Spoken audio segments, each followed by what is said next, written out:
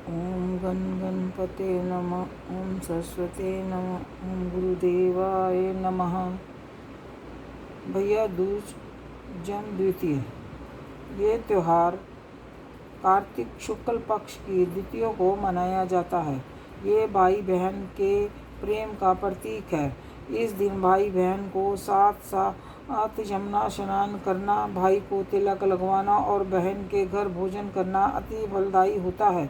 इसी दिन सूर्य पुत्र यमुना जी ने अपने भाई यमराज को भोजन कराया था, इसीलिए इसे यम द्वितीय भी कहते हैं। इस दिन श्रद्धावंत भाई को स्वर्ण वस्त्र, मुद्रा आदि बहन को देनी चाहिए। कथा। सूर्य भगवान की स्त्री का नाम संज्ञा देवी था। इसकी 2 संतानें पुत्र यमराज तथा कन्या यमुना थी। संज्ञा रानी पति सूर्य की तेज किरणों को ना सह सकने के कारण उत्तरी ध्रुव प्रवेश में छाया बनकर रहने लगी। उसी छाया से तपती नदी तथा शनि देव का जन्म हुआ। इसी छाया से अश्विनी कुमारों का भी जन्म बतलाया जाता है, जो देवताओं के वैद्य माने जाते हैं।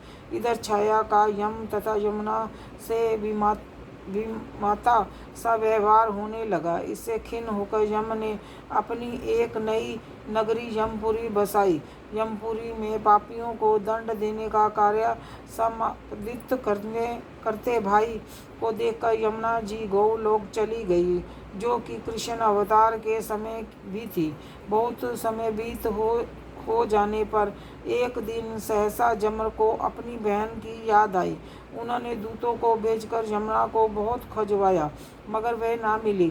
फिर यमराज स्वयं ही गौलोक गए, जहाँ विश्राम घाट पर यमुना जी से भेंट हुई। भाई को देखते ही यमुना ने हर्ष विभोर स्वागत किया तथा भोजन करवाया। इससे प्रसन्न हो यमराज ने वर मांगने को कहा। यमुना ने कहा, हे भैया, मैं आपसे यह वरदान मांगना चाहती हूँ कि मेरे जल में स्नान करने वाले नर नारी यमपुरी ना जाएं। प्रश्न बड़ा कठिन था। यम ने ऐसा वर देने से यमपुरी का अस्तित्व ही समाप्त हो जाता।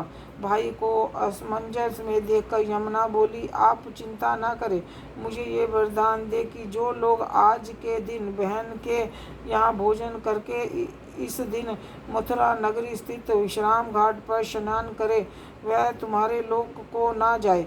इसे यमराज ने स्वीकार कर लिया।